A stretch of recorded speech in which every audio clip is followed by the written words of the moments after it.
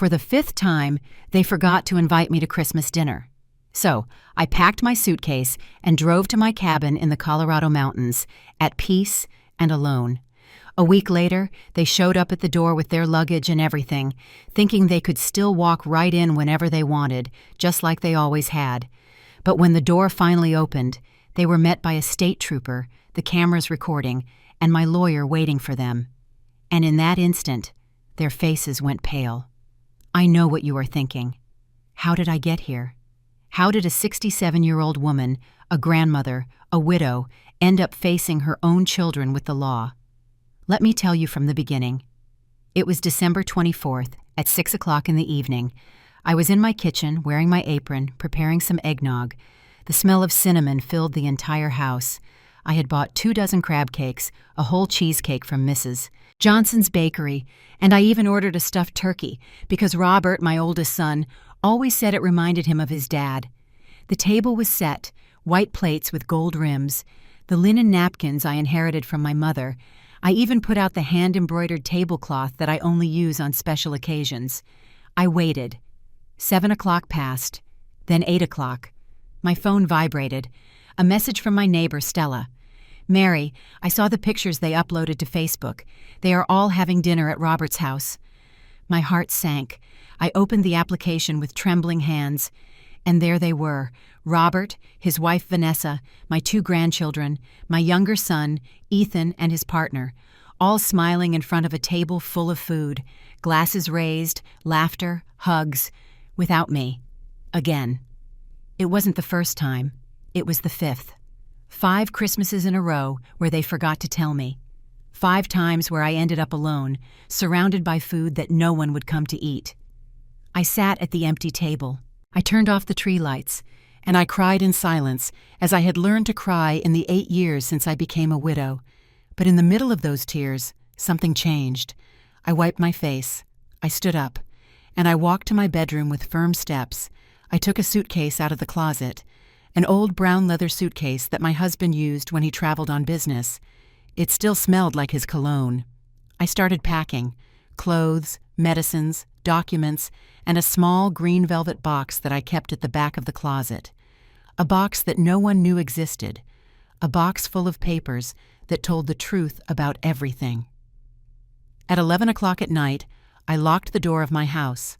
I got into my car, and I drove 3 hours to the cabin in the Colorado mountains. That cabin that I inherited from my husband. That cabin that my children always despised because it was too far away and didn't have Wi-Fi. That cabin that was worthless to them, but to me, it was my refuge. I arrived in the early morning. The cold mountain air hit my face. The stars shone as they don't shine in the city. Everything was silent.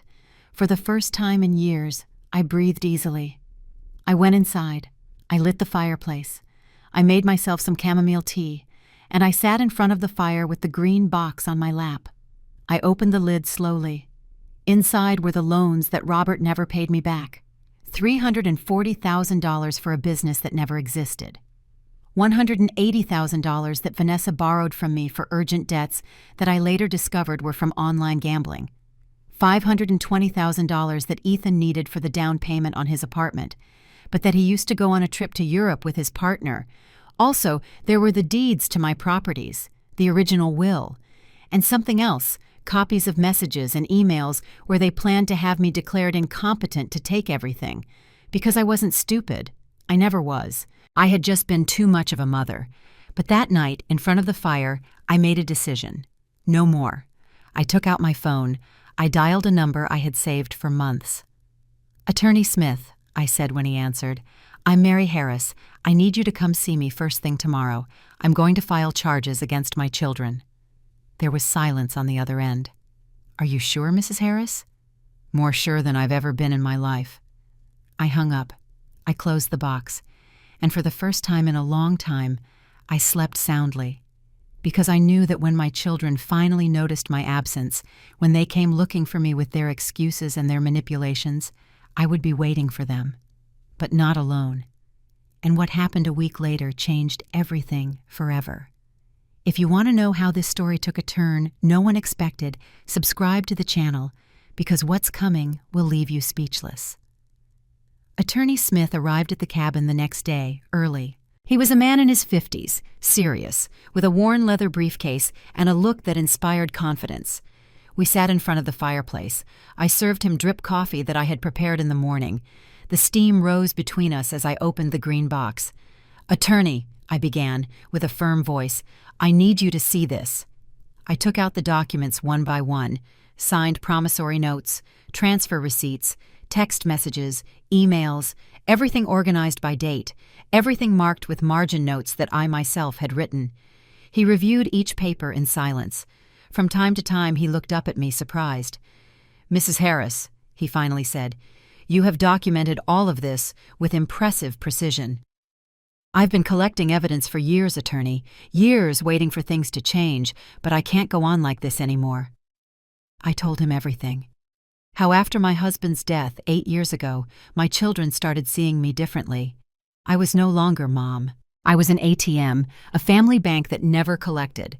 Robert showed up first. "Mom, I have an incredible business opportunity. I just need $340,000.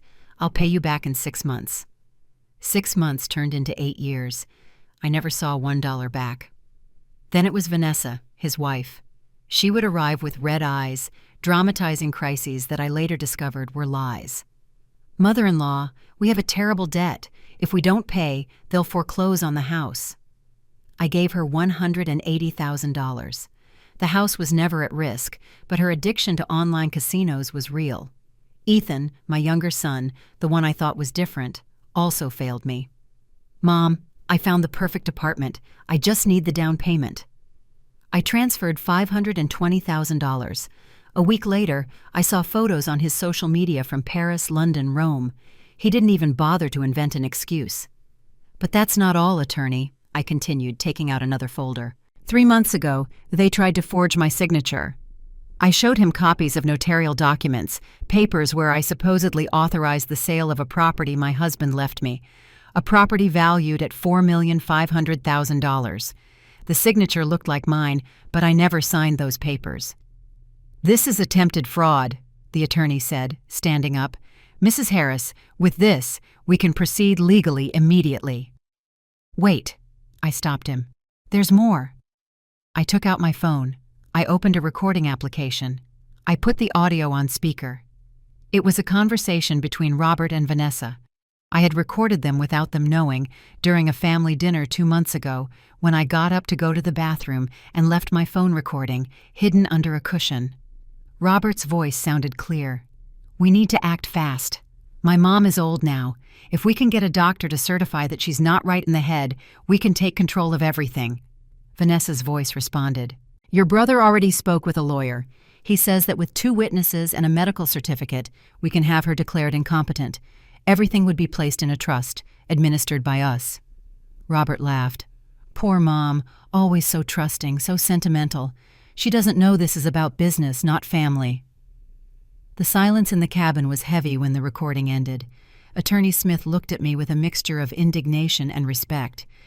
"Mrs. Harris," he said slowly, "you don't just have evidence, you have a solid case, a very solid one." I nodded. I felt tears welling up, but I held them back. I had cried enough. "I want you to prepare everything, attorney. Lawsuit for fraud, for economic abuse. And I want you to install security cameras in this cabin. Good cameras, with audio. Do you expect them to come here?" "I know them. When they realize I've disappeared, they'll panic. Not for me, but because they need me to sign those property sale papers. And when they find out where I am, they'll come without warning, just like they always have." The attorney smiled for the first time. "And you'll be prepared." "Exactly." We spent the rest of the day organizing everything. He made calls. He contacted a judge he knew. He spoke with a security technician who arrived that same afternoon to install the cameras. While they worked, I walked through the cabin grounds. The pine forest smelled like damp earth. The birds sang. The peace I felt was something I hadn't experienced in years. My husband loved this place. He always said, "Mary, when I can't handle the noise of the city anymore, we'll retire here, you and I, peaceful." We never got to retire together. A heart attack took him too soon. But now I was here, fulfilling that dream, even if I was alone. "Mrs. Harris," the attorney called me from the door. "All set. The cameras are working. They record automatically when they detect movement." Perfect. That night, when everyone left, I sat on the cabin porch with a blanket over my shoulders. My phone started ringing. Robert, Ethan, Vanessa. Messages, calls. I read them all. I didn't answer any. "Mom, where are you? We need to talk urgently. There are some papers you need to sign." I smiled in the darkness. Let them wait. Let them search. Because when they finally found me, I wasn't going to be the same mom as always. The messages didn't stop all week. Every morning I woke up to my phone vibrating, 20, 30, 40 notifications, all from them, all with the same tone. First, fake concern, then barely concealed demand. "Mom, we're worried. Are you okay? Answer, please. You have us distressed. 3 days have passed. This isn't normal. We're going to your house." I read each one while drinking my coffee, sitting on the cabin porch, and I didn't answer. Attorney Smith had advised me, "Leave them in uncertainty. Let them get desperate. Desperate people make mistakes." And he was right. On the 4th day, the messages changed tone. Robert wrote, "Mom, we need you to come home. There are urgent documents for the property. The buyer only waits until the end of the month. If we don't sign, we lose the sale and the $4,500,000. There it was, the real reason for their concern. Vanessa was more direct. "Mother-in-law, I don't know what's wrong with you, but this is very selfish of you. We have serious problems, and you've disappeared like a rebellious teenager. Get over the Christmas dinner thing. It was a misunderstanding." Misunderstanding? 5 years in a row of misunderstandings. Ethan tried the sensitive son approach. "Ma, if you're mad, let's talk. But disappearing like this doesn't solve anything. We're family. Family doesn't abandon each other." The irony hurt. Family doesn't abandon each other. And what had they done to me? But I didn't answer. I continued my routine at the cabin. In the mornings, I walked through the woods. The cold air cleared my mind. I observed the pine trees, listened to the nearby river, and collected dry pine cones for the fireplace. In the afternoons, I reviewed my documents, over and over, verifying dates, amounts, details, preparing myself. Attorney Smith came on the 5th day with news.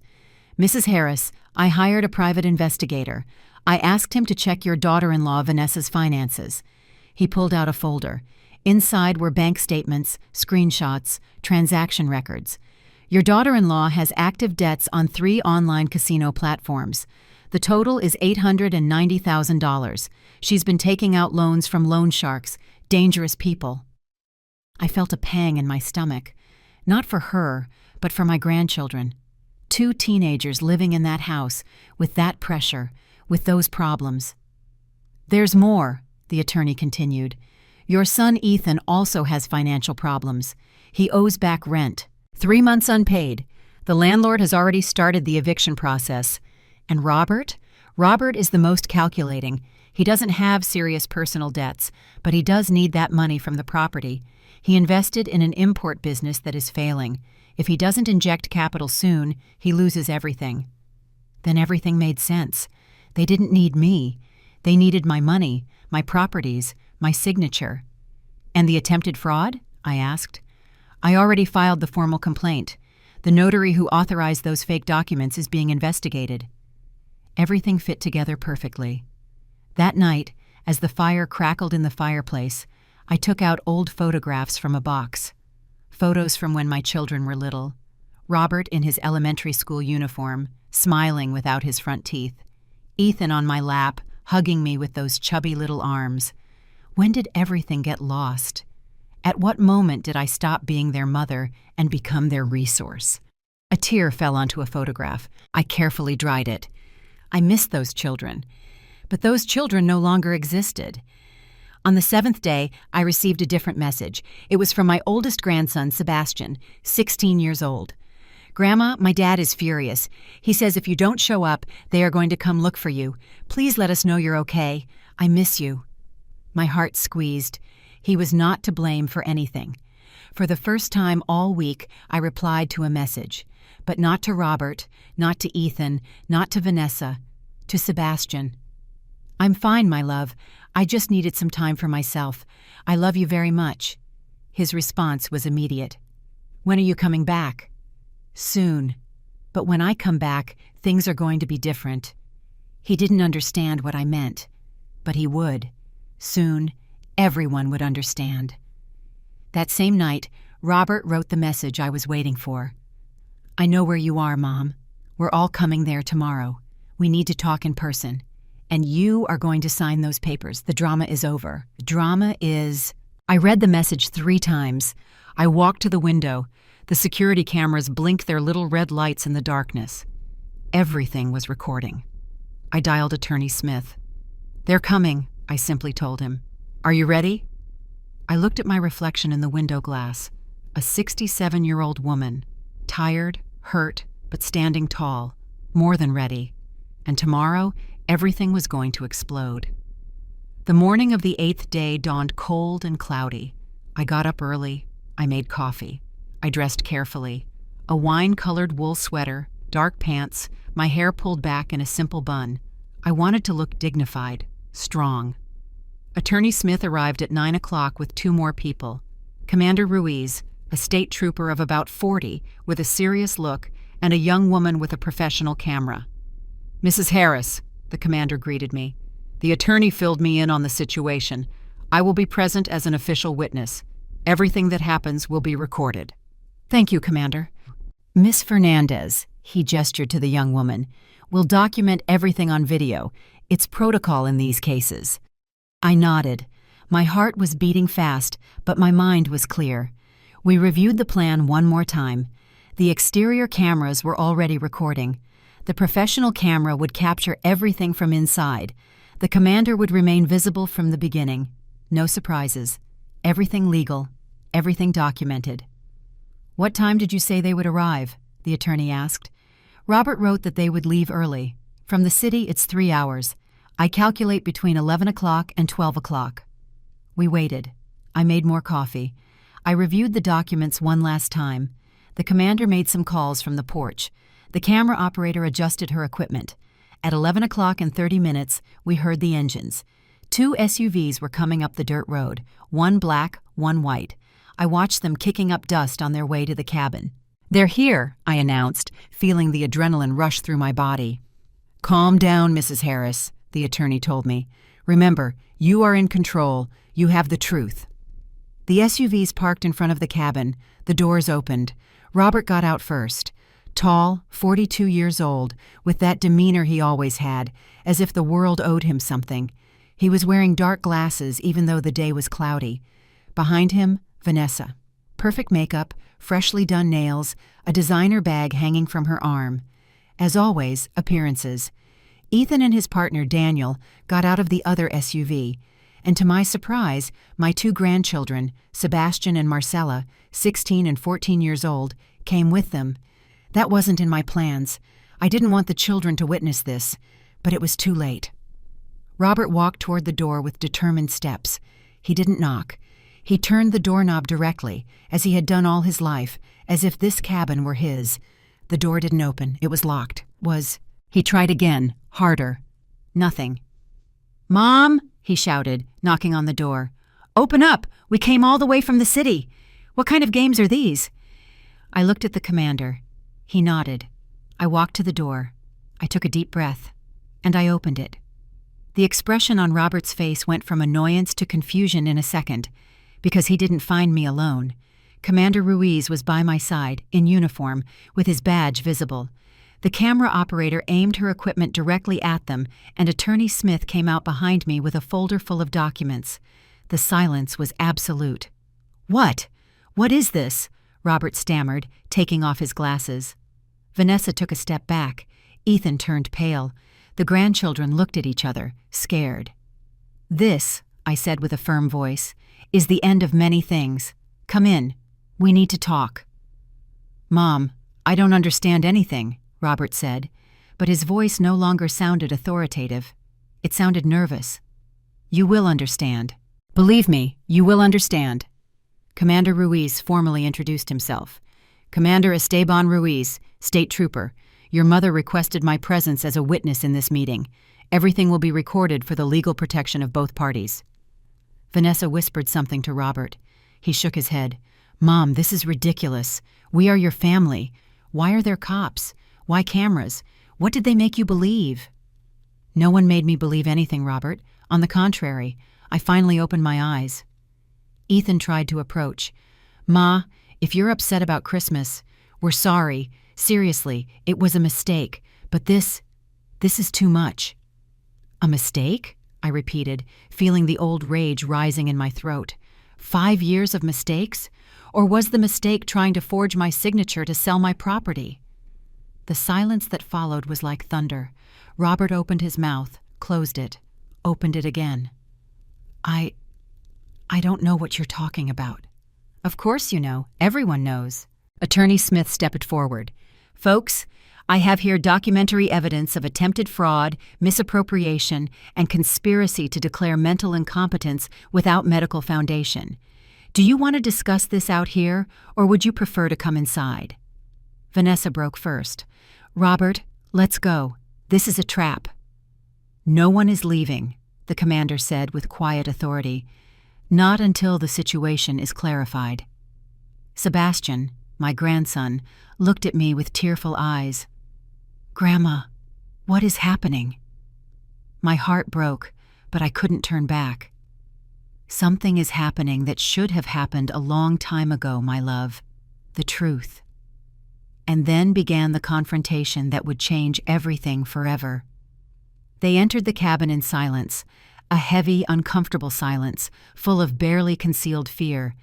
Robert walked ahead, trying to maintain his authoritative posture, but his hands were trembling.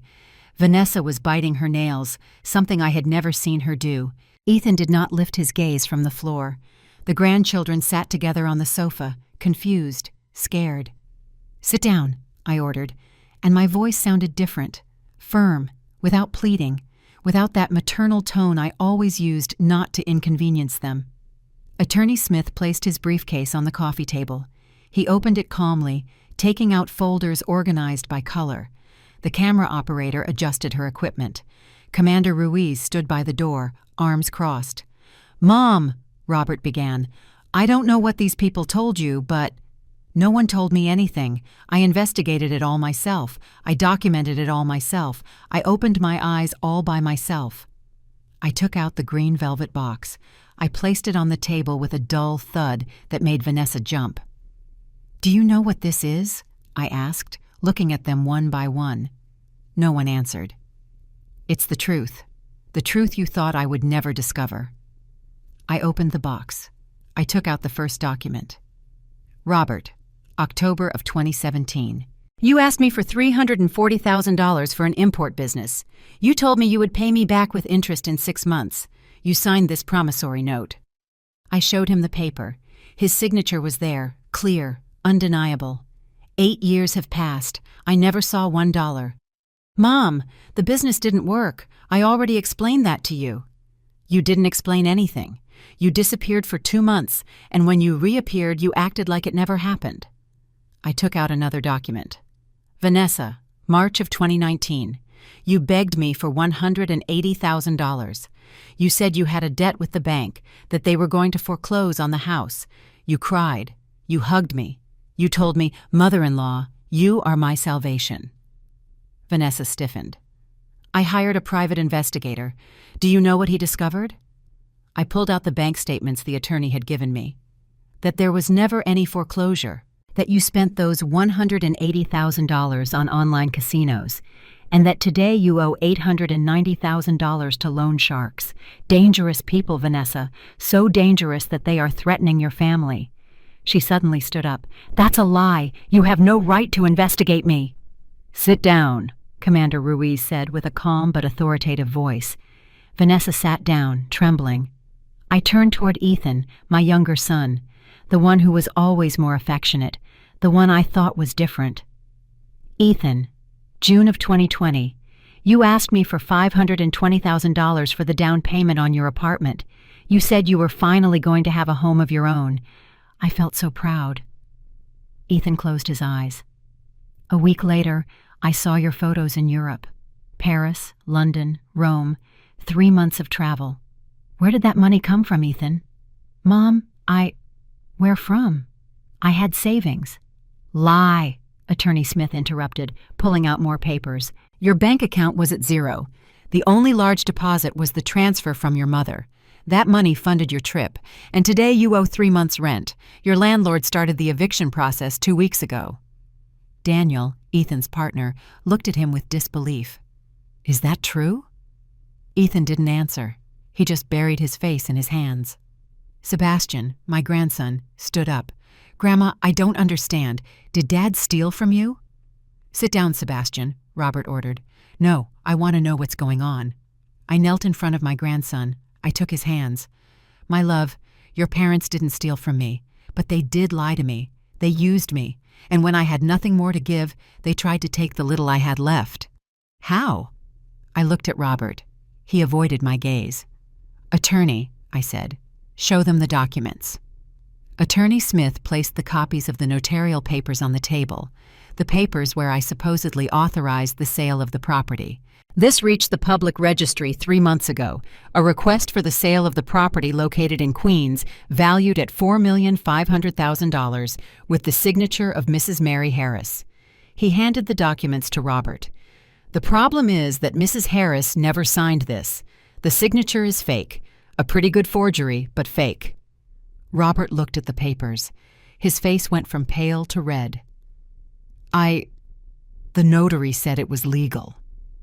Notary Ramirez is being investigated for fraud. He has already testified. He said you paid him $150,000 to process this sale without verifying the identity of the signer. Vanessa exploded. This was your idea, Robert. I told you not to do it. Shut up. You're the one who has us buried in debt. It's your fault because you never earn enough, because your business is a failure. They started shouting at each other, blaming each other, destroying themselves in front of everyone. The grandchildren were crying. Ethan still had his head in his hands.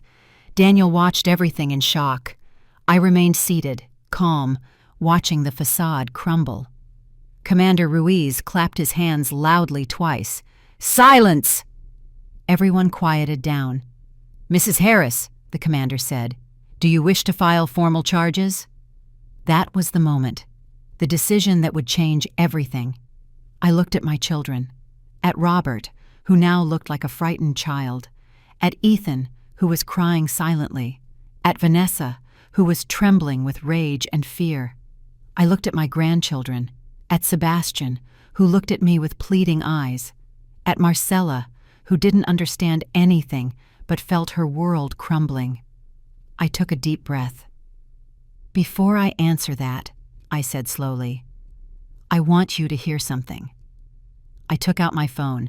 I opened the recording application. I recorded this 2 months ago at the Sunday family dinner when I got up to go to the bathroom. I pressed play, and then Robert's voice filled the cabin. We need to act fast. My mom is old now. We can get a doctor to certify that she's not right in the head. We can take control of everything. And in that moment, I saw their souls break. The audio kept playing. Every word was a knife. Vanessa's voice sounded clear. Your brother already spoke with a lawyer. He says that with 2 witnesses and a medical certificate, we can declare her incompetent. Everything would be placed in a trust, administered by us. Robert tried to stand up. Mom, turn that off. But I didn't turn it off. I let it continue. His own voice continued. Poor Mom. Always so trusting, so sentimental. She doesn't know this is about business, not family.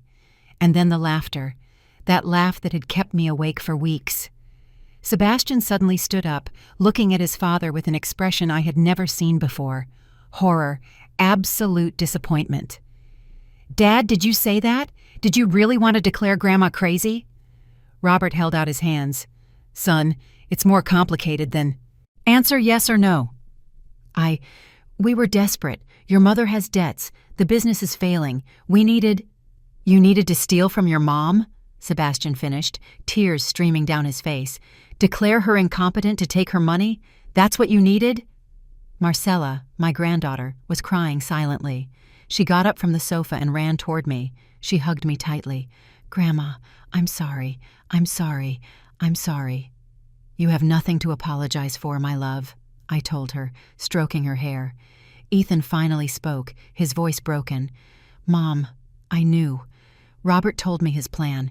I tried to convince him not to do it, but I also needed money. I thought that if you guys handled the legal part, I would just receive my part of the inheritance early. Early because I died, you mean? He lowered his head. Yes. The brutal honesty hurt more than the lies. Daniel, his partner, moved away from him. I can't believe what I'm hearing. Your own mother, Ethan. You don't understand the pressure, Vanessa suddenly yelled. Living with debts, dealing with threats. We needed that money.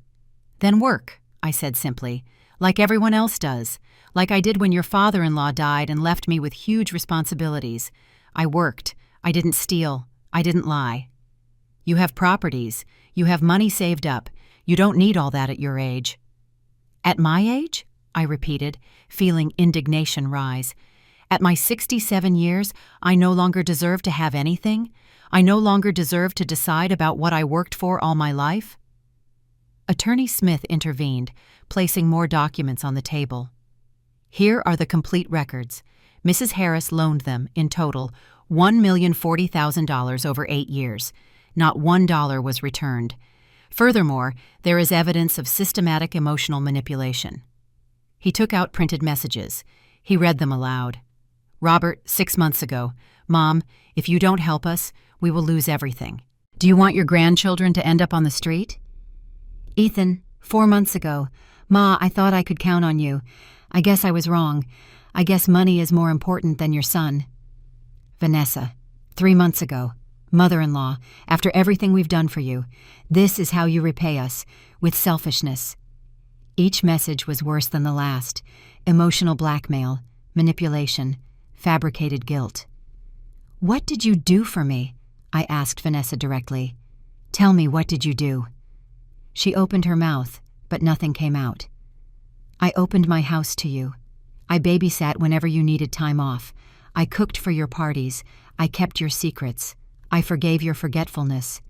And when I had nothing more to give, when you had squeezed me down to the last drop, you wanted to take the only thing I had left, my dignity. My voice cracked on the last word, but I didn't cry. I had cried enough in my life. Commander Ruiz checked his watch. Mrs. Harris, I need you to decide. Do you proceed with criminal charges, or do we reach a family settlement?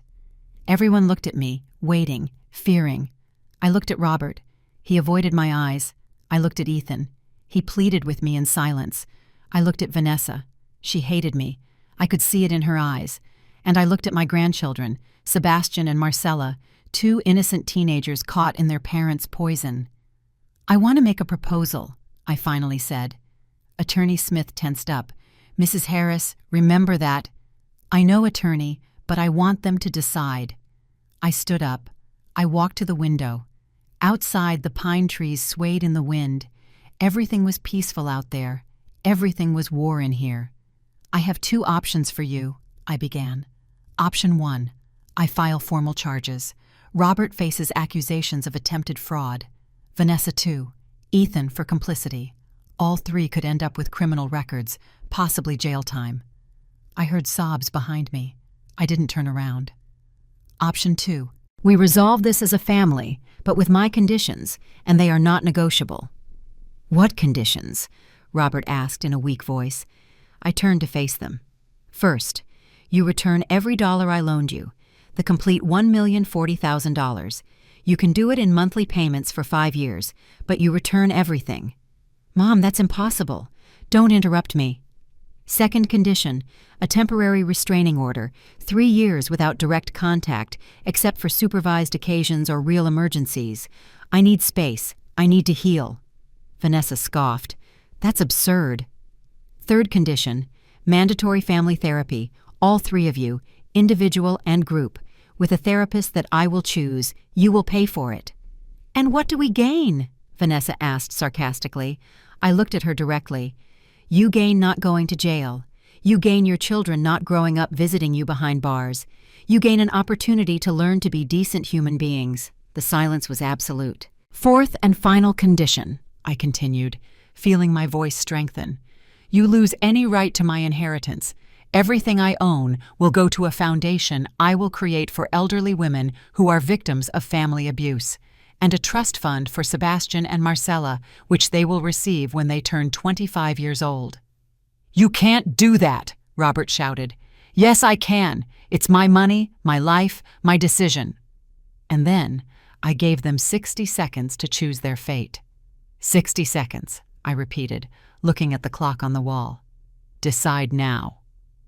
Commander Ruiz took out his notebook, ready to write down the decision.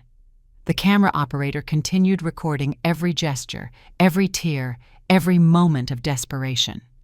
Robert looked at Vanessa. She shook her head, furious. Ethan looked at the floor, his hands trembling. "This is crazy," Vanessa said. "You're blackmailing us." "No," I corrected calmly. "I'm giving you a way out, something you never gave me." "But $1 million, where are we going to get that much money?" "From the same place you plan to get the $4,500,000 from the property, from work, from effort, from living within your means." 30 seconds, Attorney Smith announced. Sebastian approached his father. "Dad, accept, please. I can't see you go to jail." Marcella was still hugging me, crying silently. Robert closed his eyes, his jaw tensed. I could see the internal struggle, pride versus survival. 15 seconds. "It's fine," Ethan suddenly yelled. I accept everything. I will return the money. I will go to therapy. Whatever is necessary. I just don't want charges." Daniel looked at him surprised, but there was a hint of relief on his face. 10 seconds. "Robert," Vanessa whispered, "say something." 5 seconds. Robert opened his eyes. He looked at me directly, and for the first time in years, I saw something real in his gaze, not manipulation, not calculation, genuine fear. "I accept," he said with a broken voice. "I accept your conditions, Mom," Commander Ruiz wrote in his notebook. "And you, Mrs. Vanessa Marquez?" Vanessa clenched her fists. Her face was red with contained anger. "I have no choice, do I? Either I accept or I go to jail." "That is the reality," I confirmed. "Then I accept. But I want you to know that this is cruel." "You are cruel." "No, Vanessa. Cruel was what you did to me for 8 years. This is justice." Attorney Smith took pre-drafted documents from his briefcase. "You will have to sign a legal agreement. Everything will be in writing. Any non-compliance will automatically reactivate the criminal charges." He placed 3 sets of papers on the table. Robert was the first to approach. He read quickly. His hands trembled as he turned the pages. "This says we are prohibited from coming within 100 yards of you." "For 3 years, yes, except for supervised meetings or real medical emergencies. And the holidays? Christmas? Birthdays? You will celebrate without me, just as you already were." The blow was direct. Robert lowered his gaze. Ethan signed without reading everything. His tears stained the paper. Vanessa grabbed the pen so tightly I thought she would break it. She signed every page with rage, violent strokes that almost tore through the paper. "Done!" She spat out the words. "Are you happy now? Have you humiliated us enough?" "I didn't humiliate you. You humiliated yourselves with your actions." Attorney Smith collected the signed documents. "Commander, can you certify as a witness?" Of course. The commander also signed, officially sealing the agreement. Sebastian continued to look at his father with a devastated expression. "Dad, did you really do all that? Did you really plan to declare her incompetent?" Robert tried to approach his son, but Sebastian backed away. "Don't touch me.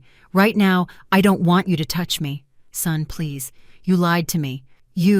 For years you told me that Grandma was complicated, that she was difficult, that she exaggerated, and all this time it was you. You were the problem." Marcella separated from me and walked toward her mother. "Mom, is the casino thing true? Is it true that we have debts?" Vanessa didn't answer. She just looked away. "Mom?"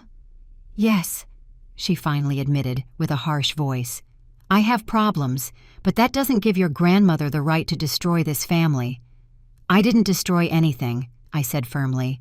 You already did that job long before today. Attorney Smith put all the documents in his briefcase. The first payment must be made on February 1st.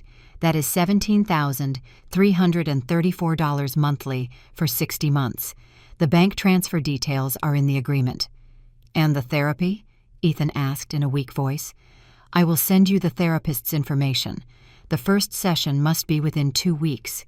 If you miss 3 consecutive sessions, the agreement is broken. Robert ran his hands through his hair, desperate.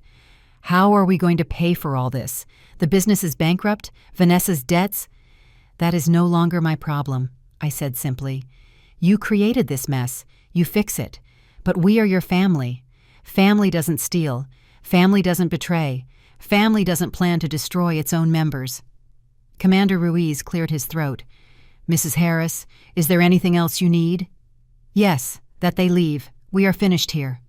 Vanessa was already walking toward the door. Let's go. I can't stand another minute in this place. Robert grabbed his jacket.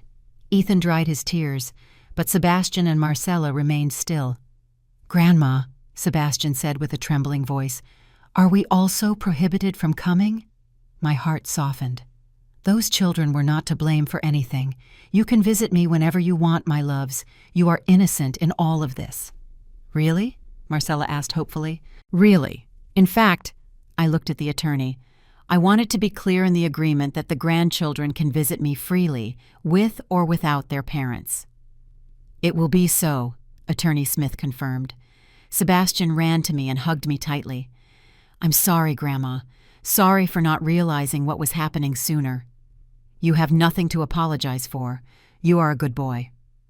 Robert watched the scene from the door with an inscrutable expression. Sebastian, Marcella, let's go, he ordered.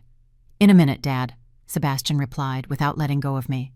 And in that moment, Robert understood that he had lost more than money or property. He had lost the respect of his own children. Vanessa was already in the SUV, impatiently honking the horn, but Robert was still standing on the threshold of the door, motionless, looking at me with an expression I hadn't seen in years. Vulnerability. Mom, he finally said in a hoarse voice, I never wanted us to get to this. But we got here, because of your decisions, because of your lies. I was desperate, the business. I lost so much money. The suppliers cheated me, the imports were delayed, the customers canceled, everything fell apart in months. And your solution was to steal from me? It wasn't going to be stealing. I thought that with the money from the property, I could save everything. Pay you back what I owed you. Start over. Lie, Attorney Smith interrupted.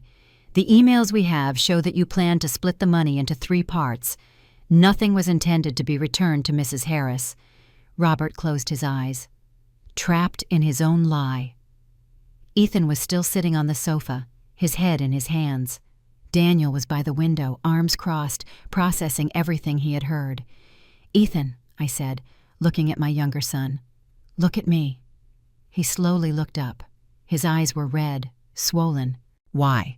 You were the one who always talked about honesty, about values, about being different from your brother. Why did you do the same thing to me? Because I'm weak, he admitted with a broken voice. All my life I've been the younger brother, the one living in Robert's shadow, the one who was never enough. When he told me his plan, I saw an opportunity to finally have something, to not be the one who always needs help. And you felt strong by stealing from me?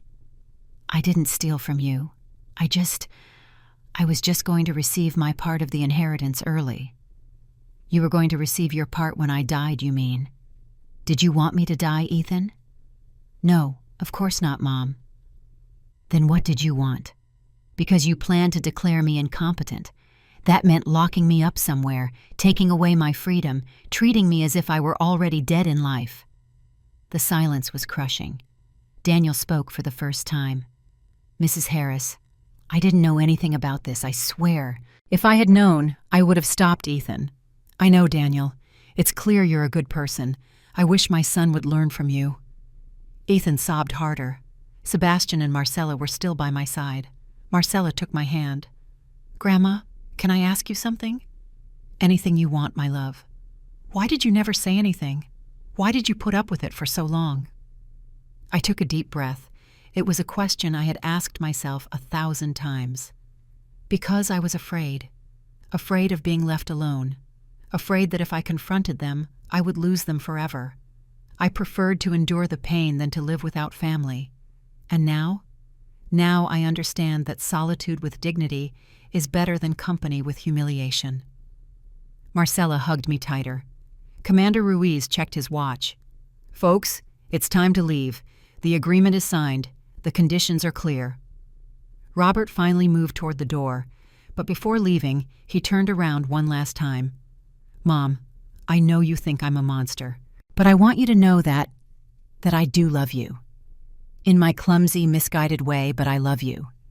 I looked him in the eyes. "Love is not just words, Robert. Love is actions, and your actions showed me the exact opposite." He flinched as if I had hit him. "The 3 years of separation will give you time to think about that, time to understand the difference between wanting and truly loving." Robert nodded slowly and walked out. Ethan stood up from the sofa, trembling. "Mom, I'm going to follow through. I swear. I'm going to pay everything back. I'm going to go to therapy. I'm going to change." "I hope so. For your own good. For the good of Daniel, who loves you despite your mistakes." Daniel approached and gave me a hug. "Thank you for not completely destroying him. I will help him be better." "I know you will." Ethan and Daniel left together. Only Vanessa remained in the SUV, furious, honking the horn nonstop. Sebastian sighed. "We have to go. Mom is freaking out." "I know, go. But remember, this door is always open for you." "Can we come next weekend?" Marcella asked. "Of course. I'll make your favorite mac and cheese." The two of them hugged me one last time and ran to the SUV. The 2 SUVs started. I watched them disappear down the dirt road, kicking up dust in their wake. When the sound of the engines completely faded, I stood on the porch, breathing the fresh mountain air.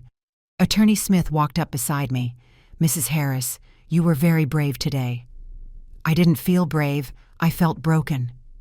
"But you did it, and that's what matters." Commander Ruiz put away his notebook. "Ma'am, if they ever violate the agreement, don't hesitate to call me. Here is my card." "Thank you, Commander, for everything." "I just did my job, but between us it makes me happy when an older person regains their dignity. It doesn't happen as often as it should." They both said goodbye and left in their cruiser. The camera operator packed up her equipment. "Ma'am, would you like me to leave you a copy of the recording?" "Yes, please, on a USB drive." "Of course. I'll send it tomorrow with the attorney." She also left. I was left alone in the cabin. I walked in slowly. I locked the door. I walked to the sofa and let myself fall. My whole body was trembling. The adrenaline from the last few hours was finally leaving me. And then, finally, I cried. I cried for the family I had lost. I cried for the years of abuse I silently endured. I cried for the woman I was, always giving, always forgiving, always forgetting herself. But I also cried with relief because for the first time in 8 years, I was breathing free. I got up after a while. I washed my face with cold water.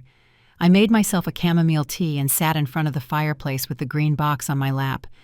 There was one last document I hadn't shown them. I carefully took it out. It was the new will, the one I had signed the previous week with Attorney Smith.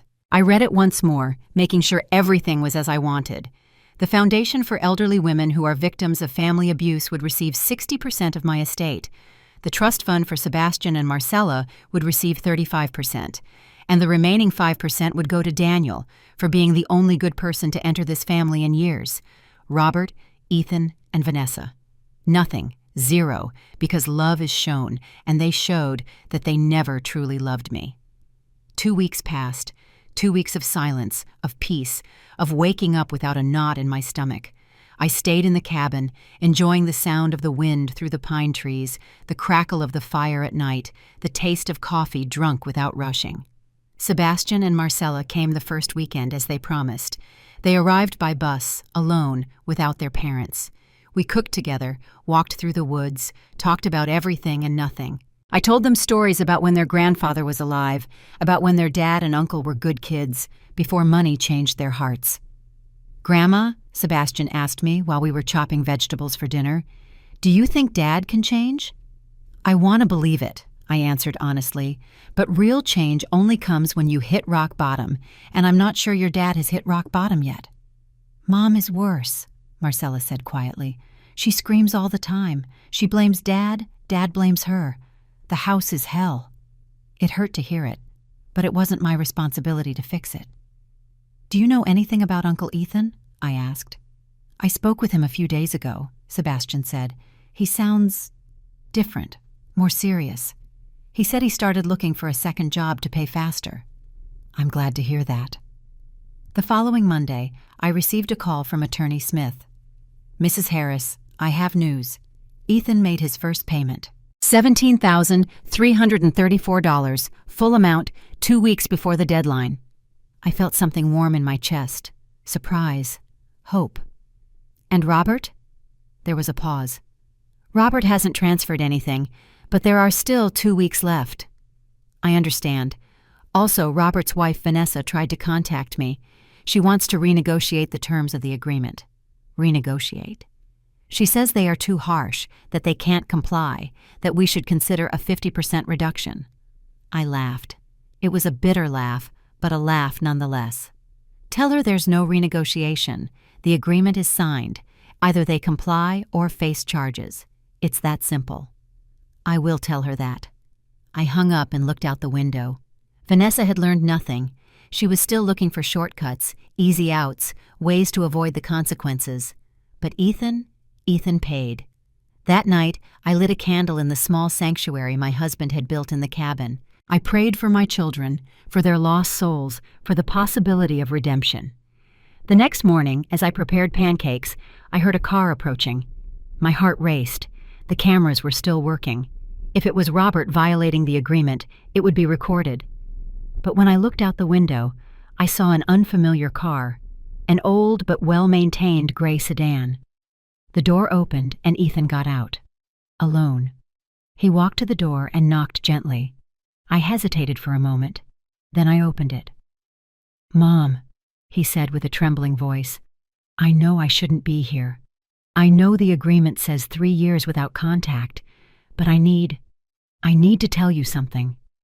You have 5 minutes." He nodded. He didn't come in. He stayed on the porch, as if he didn't deserve to enter. "I paid my first installment, and I'm going to pay all the rest. I got a night job at a warehouse. During the day, I'm still at my normal job. I sleep little, but I deserve it." I'm glad to hear that. I also started therapy. The therapist asked me when I stopped being myself, and I didn't know how to answer because I don't remember ever being myself. His eyes filled with tears.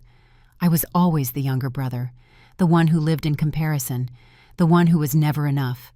And when Robert offered me a way to be someone, I took it without thinking, regardless of who I hurt. "You hurt me, Ethan." "I know, and I will carry it for the rest of my life." He wiped his tears with the back of his hand. "But I came to tell you something more important, something you need to know." "What?" "Vanessa is planning something. I overheard a phone conversation 3 days ago. She was talking to someone about challenging the agreement and getting witnesses to testify that you were under duress." I felt a chill. "Witnesses?" "People she is going to pay to lie. She says that if she can prove you signed the agreement under coercion, they can annul it. That is illegal." "I know. That's why I came. Because you gave me an opportunity for redemption, and I won't let Vanessa destroy you again." I looked him in the eyes. My son. My baby. The child I held in my arms 40 years ago. "Does Robert know about this?" "I don't know. I stopped talking to him. He's consumed by rage. He blames everyone but himself." I sighed deeply. "Thank you for letting me know, Ethan. Are you going to do something?" "I'm going to call the attorney. He'll know how to proceed." Ethan nodded. He was about to leave when I stopped him. "Ethan, wait. Is Daniel okay? Is he supporting you?" A small smile appeared on his tired face. "Daniel is the best thing that ever happened to me. He puts up with me. He pushes me to be better. I don't deserve his love, but I'm fighting to deserve it someday." "Then fight. For yourself, For him, for the man you can become. I will, Mom. I promise you. He left. I immediately called Attorney Smith. I told him everything. This is serious, he said. If Vanessa tries to fabricate false testimonies, we could charge her with obstruction of justice. But we need evidence. What kind of evidence? Recordings, messages, something that demonstrates her plan. I thought quickly. Attorney, what if we record her confessing? How? Let me think about it. I'll call you in a few hours. I hung up. I walked around the cabin thinking. Vanessa was impulsive, arrogant. If she thought she could manipulate the situation, she would try. I picked up my phone and called Sebastian. Grandma, is everything okay? Yes, my love. I need to ask you a favor. It's important. Whatever you need. Does your mom still use her phone for all her important calls? Yes, all the time. Why? Because I need you to help me get something. And I know what I'm going to ask you is difficult, but... Grandma, Sebastian interrupted me with a firm voice. If it's to protect you from Mom, I'll do it. Mom is out of control. Even Marcella is afraid of her. Is it that bad? Worse. Yesterday she broke dishes because Dad wouldn't ask you to cancel the agreement. She shouted that you had poisoned us against her. My heart sank. It's okay. This is what I need. I explained the plan to him. It was risky, but necessary. Because Vanessa was about to learn that I was no longer the naive mother-in-law she could manipulate. I was a woman who had awakened, and this time I would get there first. The plan was simple, but required perfect synchronization. Sebastian would wait for the moment his mother was distracted. He would take her phone and check recent messages, calls, any evidence of what Vanessa was planning. He would take screenshots and send them to me. It sounded easy, but asking a grandson to spy on his own mother was heartbreaking. Grandma, Sebastian had told me over the phone, it's no longer just your fight. Marcella and I live in that house. We see how Mom manipulates, lies, destroys. If we can help you stop her, we will. And 3 days later, the screenshots arrived. My phone vibrated at 11 o'clock at night. It was Sebastian. Grandma, I found this. Sorry it took so long, but I needed to be sure. I opened the images one by one and felt my blood run cold. Messages from Vanessa with an unknown number. How much do you charge to testify that the old woman was confused when she signed? $50,000. Half now, half after the trial. Deal. Do you know the family well? You will say she was always forgetful, that she acted strangely. There was more. Conversations with other people. Vanessa was assembling a complete network of lies. A message to Robert said, "Your mom humiliated us. It's time to fight back." With 3 witnesses testifying to her mental incompetence, we can annul everything. Robert's response, I don't know, Vanessa. This could go wrong. Would you rather lose millions or grow a pair and get back what's ours? Robert didn't respond anymore, but he didn't stop her either. I saved all the screenshots. I forwarded them to Attorney Smith along with a message, the evidence we needed. He replied 5 minutes later, "This is enough for criminal charges. Do you want to proceed?" I sat in front of the fireplace with a cup of tea in my hands. The fire danced in front of me, casting shadows on the walls. Did I want to send my grandchildren's mother to jail? I thought of Sebastian and Marcella, of how they would suffer if their mother faced criminal charges. But I also thought of all the women Vanessa had hurt with her manipulation, of how she would continue to hurt if no one stopped her.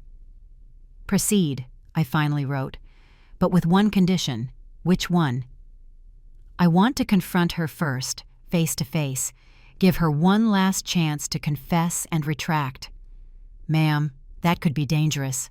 I know, but I need to do it. The attorney reluctantly agreed. We organized everything for the following Friday. That morning, Vanessa received an official summons. She was required to appear at the cabin with her lawyer to discuss irregularities in the fulfillment of the agreement. She arrived at 2 o'clock in the afternoon with a young, nervous lawyer who clearly didn't know what he was getting into. Vanessa was wearing high heels, a pantsuit, her hair perfectly styled. Battle armor. "This is ridiculous," she said as soon as she entered, without greeting anyone. "I don't have to be here. The agreement is legal." "Sit down, Mrs. Marquez. Attorney Smith said in a formal tone. She sat down with a defiant attitude. Her lawyer placed his briefcase on the table. Commander Ruiz was also present, and the same camera operator as before. "More theater?" Vanessa sneered. "Cameras again? Do you feel powerful, mother-in-law?" I didn't answer. I just took out my phone. "Before we begin," I said calmly, "I want to show you something." I slid the phone across the table. On the screen were the screenshots of her messages. Vanessa looked at them. Her face went from arrogance to confusion, then to pure panic. "Where did you get that?" "It doesn't matter where, it matters what it says." Her lawyer took the phone and read. His expression immediately changed. "Mrs. Marquez," he said in a tense voice, "did you write these messages?" Vanessa didn't answer. "I'm asking you officially. Did you try to bribe witnesses to commit perjury?" Silence. Attorney Smith intervened. "Mrs. Vanessa Marquez, these messages constitute evidence of conspiracy to commit procedural fraud, bribery, and attempted obstruction of justice. These are serious crimes that can result in 5 to 10 years in prison." Vanessa turned pale. I just what?" I asked. "Just trying to destroy me again? Just looking for more ways to steal, lie, manipulate? You had no right to humiliate us like this. All of this is your fault." "My fault? My fault that you have a gambling addiction? My fault that you indebted your family? My fault that you planned to declare me incompetent to steal my properties? We had needs. We had rights." "You had no right to my life or my money." Her lawyer closed his portfolio. "Mrs. Marquez, I cannot represent you in this. I'm sorry." He stood up and left without looking back. Vanessa was left alone, trembling. "I have 2 options for you," I said, retrieving my phone. "Option 1, I formally submit these messages. The district attorney proceeds with charges. You go to trial and probably to prison." She sobbed. "Option 2, you sign a full confession. You admit everything you did. You accept permanent separation from me, not just 3 years. And you enter a rehabilitation program for gambling addiction paid for by you." "And Robert?" she asked with a broken voice. "Robert has his own path, but he didn't try to bribe witnesses. You did." "What about my children?" "Sebastian and Marcella can visit me whenever they want, but you will have no contact with me ever again. That is cruel. No, cruel was what you did to me for years." Attorney Smith placed a document in front of her. "You have 5 minutes to decide." Vanessa read the document with tears streaming down her face. It was a full confession. Every lie, every manipulation, every plan to destroy me. "If I sign this, I don't go to jail?" "If you comply with everything agreed upon, therapy, separation, payments, no." She took the pen with a trembling hand. She signed, but before leaving, she looked at me with pure hatred. "Someday, you're going to die alone, bitter old woman, and no one will cry for you." I smiled sadly. I'd rather die alone with dignity than live surrounded by vipers. She slammed the door shut as she left. Commander Ruiz put away the signed confession.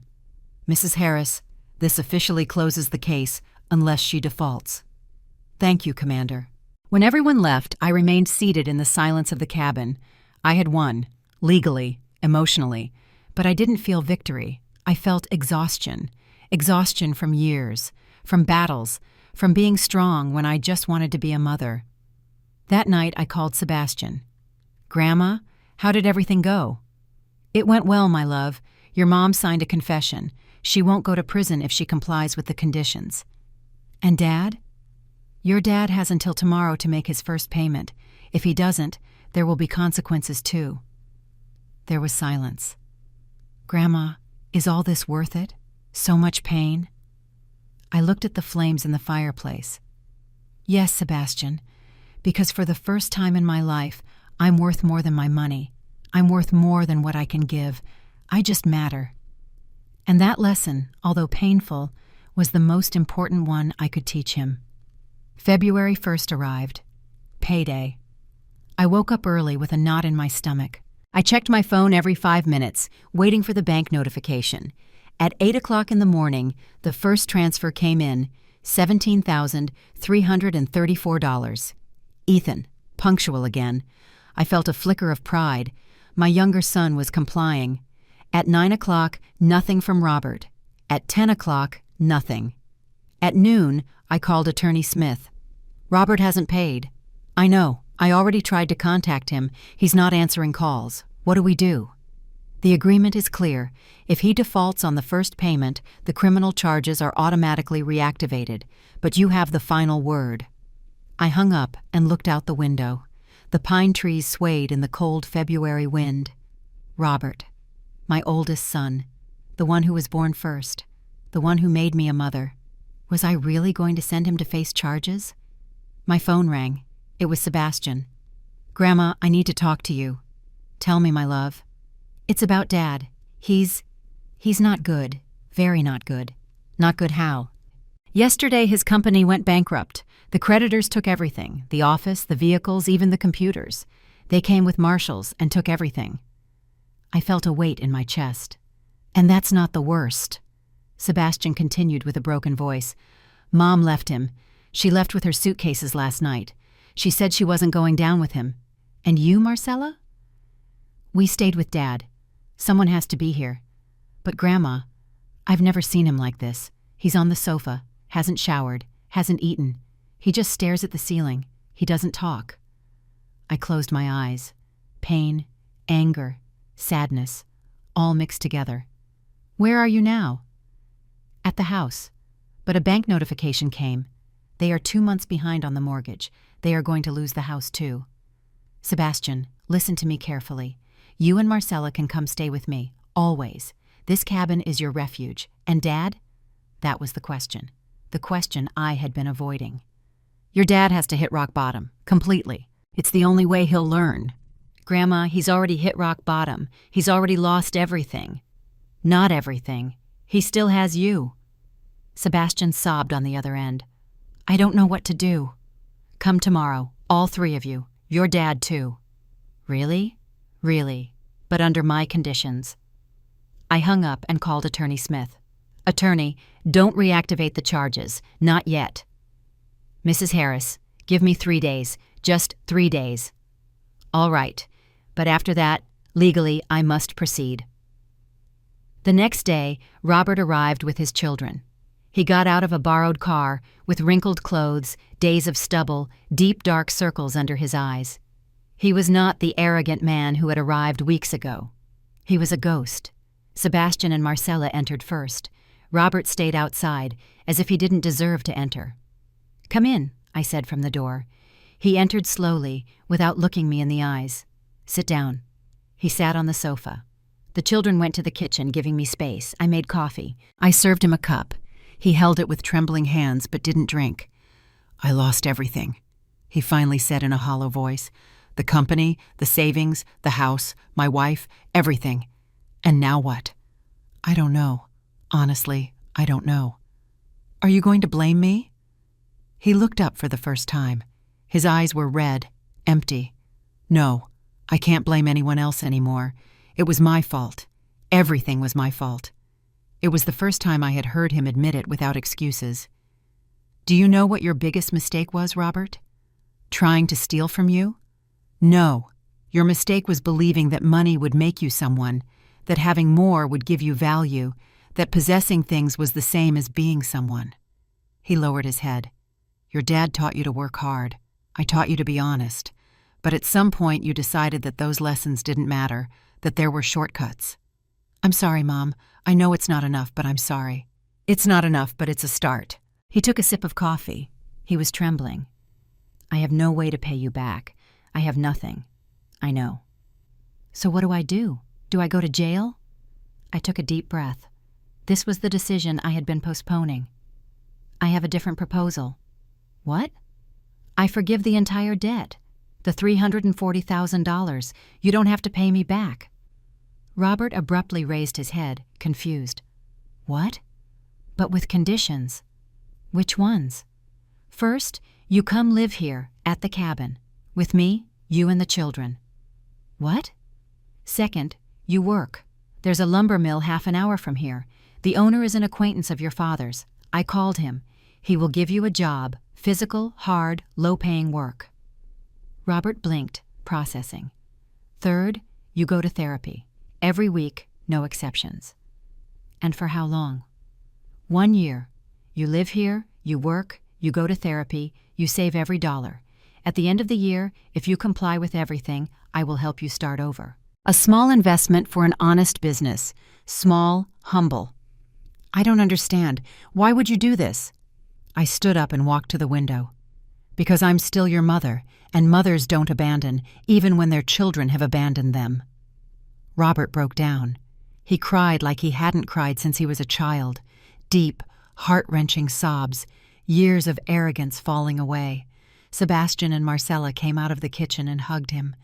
"Dad," Marcella said, crying, "everything is going to be okay." "I don't deserve this," Robert sobbed. "I don't deserve your forgiveness." "You're right, you don't deserve it. But I give it to you anyway, because that's what real love is like, not by merit, by grace." That night we had dinner together at the cabin. Hot soup, freshly baked bread, steaming hot chocolate. Robert ate in silence, still processing everything.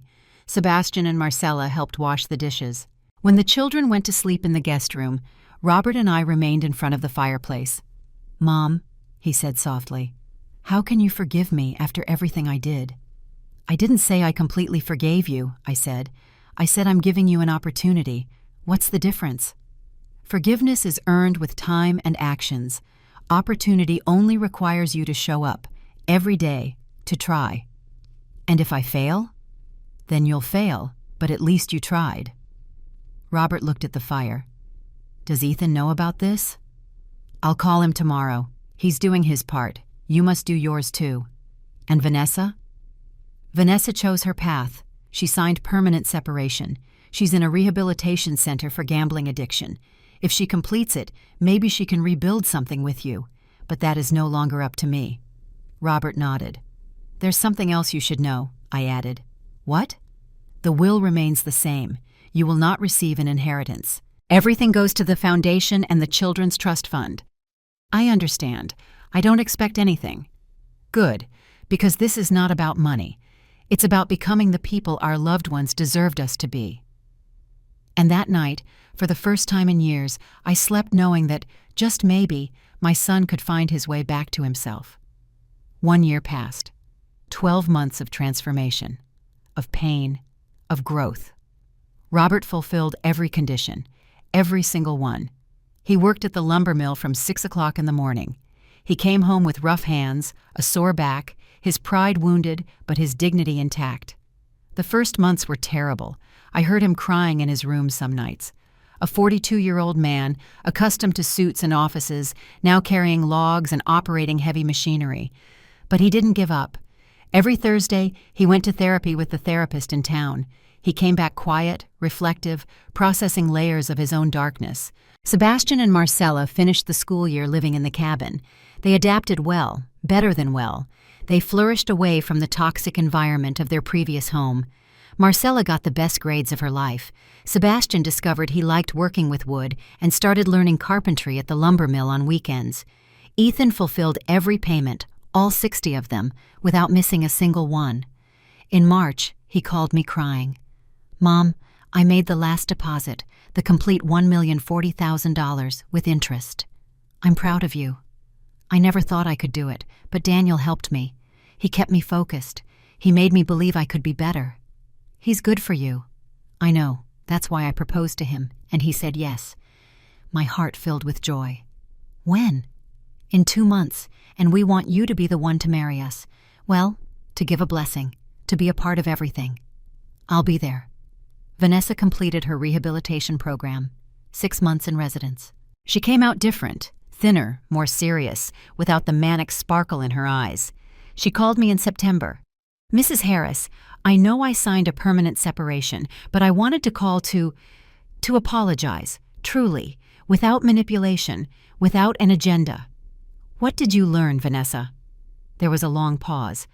"That addiction controlled me for years, that I used everyone around me as resources, that that I destroyed my own family for an emptiness I could never fill with money or emotions. And now? Now I'm learning to live with myself, to not need the gambling adrenaline, to face my problems head on. I'm glad to hear it. Will you ever be able to forgive me?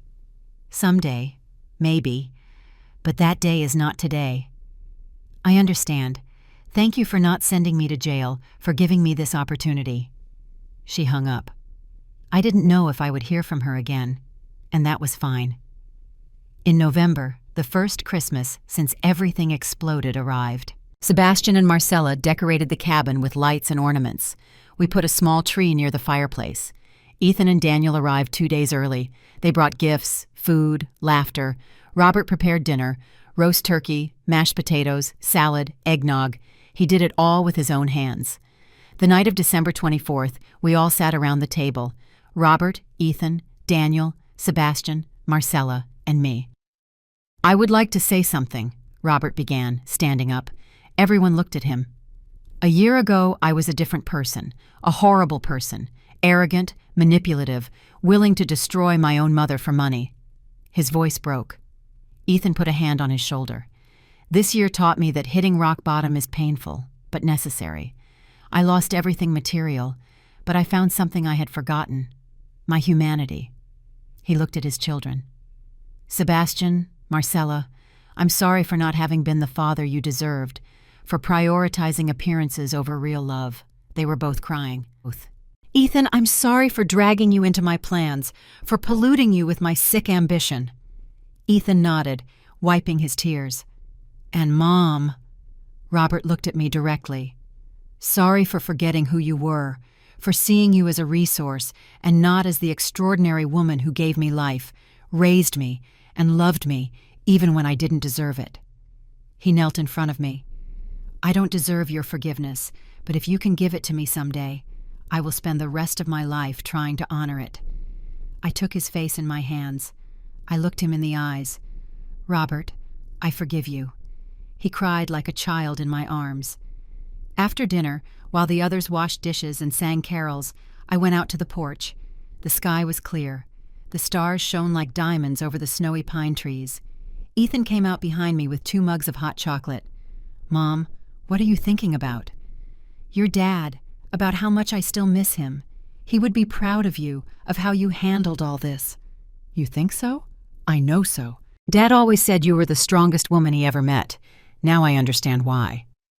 We drank our chocolate in comfortable silence. Ethan, are you happy? Yes, Mom.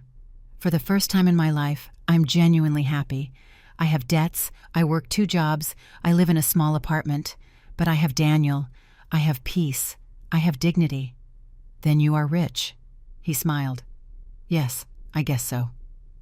The following days were magical. We walked through the woods, played board games, told stories, laughed.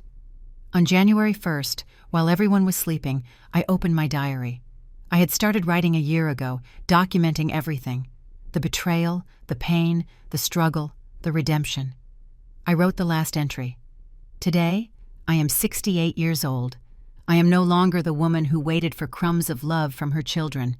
I am no longer the mother who allowed herself to be used for fear of loneliness. I lost a family, but I gained something more valuable. I got myself back. Robert is learning to be a real man. Ethan found his way. Vanessa is healing. Sebastian and Marcella are growing up in an environment of genuine love. And I finally understood that dignified solitude triumphs over humiliating company. The cabin that everyone despised became our refuge, the place where a broken family learned to rebuild, not with money, with truth, with consequences, with tough but real love. My foundation for elderly women will open in March. We will help others like me find their voice, their strength, their dignity, because no one should have to wait until they are 67 to learn that they matter for who they are, not for what they can give. I closed the diary. I looked out the window. The sun rose behind the mountains, painting the sky orange and pink. A new year, a new life. Sebastian came out of his room, sleepy. "Grandma, are you up already?" I couldn't sleep. I was thinking. About what? That sometimes losing everything is the only way to gain what really matters. He hugged me tightly. I love you, Grandma. I love you too, my love. Robert made coffee. Ethan made hot cakes. Daniel put on music. Marcella danced in the kitchen. And I, sitting at my table, watched them. My family. Broken, imperfect, rebuilding, but real, finally real. Because true wealth is not in what you possess, but in what you don't allow them to take from you. Your dignity, your peace, your self-respect, and no one will ever take that from me again. If this story touched your heart, if you ever felt used, forgotten, or undervalued, leave me your comment.